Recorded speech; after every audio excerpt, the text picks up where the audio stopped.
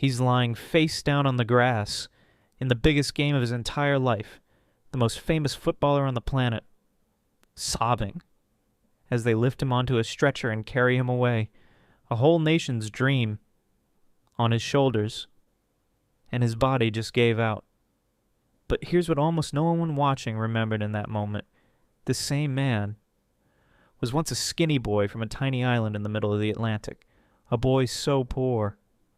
His entire family shared a single room, a boy who was nearly told to quit football forever at 15 because there was something wrong with his heart. So how does that kid become the greatest goal scorer the game has ever seen? To understand it, you have to go back to a small house in Madeira. Cristiano Ronaldo dos Santos. Aveiro was born on the 5th of February, 1985, on Madeira, a green island far out in the Atlantic. His family had almost nothing. His father, Jose, was a gardener and a part-time kit man for the local club. A kind man, but a broken one, haunted by a war he'd been forced to fight. His mother cleaned houses and cooked just to keep 4 children fed. They were crammed into a tiny home. And young Cristiano slept in a single room he shared with his brother and his sisters. But give that boy a ball, and everything changed. He took it everywhere, to school, to bed, out into the streets until dark. The older boys had a nickname for him, the Little B, because he buzzed around players twice his size and simply would not be stopped. And when his team lost, he cried, actually cried, that hunger and that refusal to accept losing. It was there from the very first kick. This wasn't normal talent. Everyone who saw it knew. And a boy that special was never going to stay on a small island for long. At just 11 years old, Cristiano made a decision that would break most children. He packed a bag, said goodbye to his mother, and flew alone across the sea to Lisbon to chase football at the famous Academy of Sporting. A tiny boy from the islands, dropped among city kids who laughed at his accent and his poverty.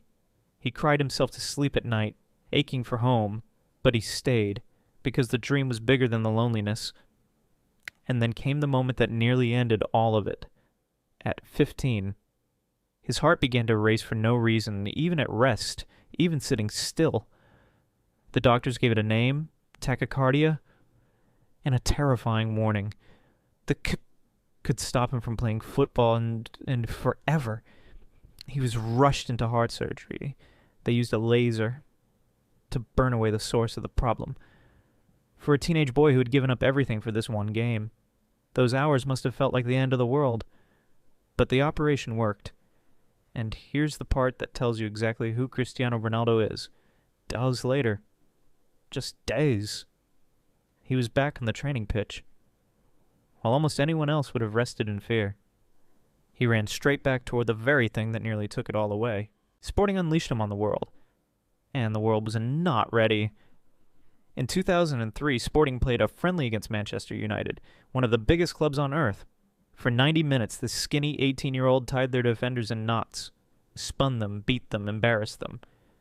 By the final whistle, United's own players had one demand for their manager. Sign in this kid. Now. He cost £12 million, and they handed him the most famous shirt in English football. Number 7. The number of best of Cantona. Of Beckham, a weight that had crushed other men. But while he was conquering England, tragedy struck back home. In 2005, his father, the gardener, the kit man, the soldier, died. Liver failure, just 51 years old. The drinking had finally won. He never got to see his son become a god of the game. And on that day, Cristiano made a vow he still keeps to this hour.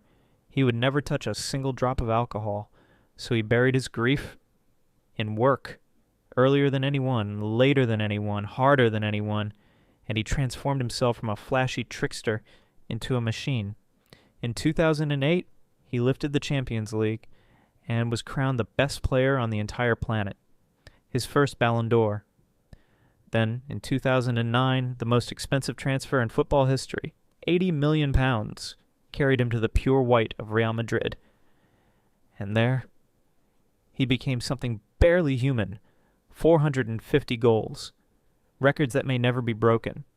He had the fame, The trophies, the money beyond anything his childhood could have dreamed, but the one prize he wanted most of all, still hung just out of reach. For all his medals, one thing was still missing. He had never won a major trophy. For Portugal, for home, and the critics never let him forget it. He'll never do it for his country, they said. Then came the summer of 2016, the final of the European Championship, Portugal against France, in the heart of France. And early in that final disaster, a heavy challenge wrecks his knee. He tries to carry on, he tries again, he can't, and there it is. The image from the very start of this video, the greatest player of his generation, sobbing on the grass, carried off on a stretcher in the biggest game of his life, his dream, slipping away, as he was forced to watch from the side. But Cristiano refused to disappear. On the touchline, barely able to stand, he became a man possessed, shouting, pointing, coaching, dragging his teammates forward like a second manager, and then deep into the night, a Portuguese substitute swung his boot and buried the ball in the net. Portugal won. For the first time in their entire history, Portugal were champions of Europe, and the boy who once slept in a single room on a tiny island in the Atlantic lifted that trophy to the sky for his country and for a father who never got to watch. That is the moment from the beginning of this video. That is how the story turns. Cristiano Ronaldo would go on to score more goals than any human being in the history of the sport. 5 Ballon d'Ors, 5 Champions Leagues, the most followed person on the entire planet. But remember how it all started. A poor boy, a shared room, a heart that nearly stopped it all, fixed by a laser, a father he lost far too soon. He didn't become the greatest because he was the biggest, or the richest, or the luckiest. He became the greatest because he refused to quit. So whatever your island is, whatever your heart is telling you that you can't do, remember the little bee from Madeira. If this story moved you, hit like and subscribe to Inkside Story, because every legend started small. Who should we tell next? Drop a name in the comments, and I'll see you in the next one.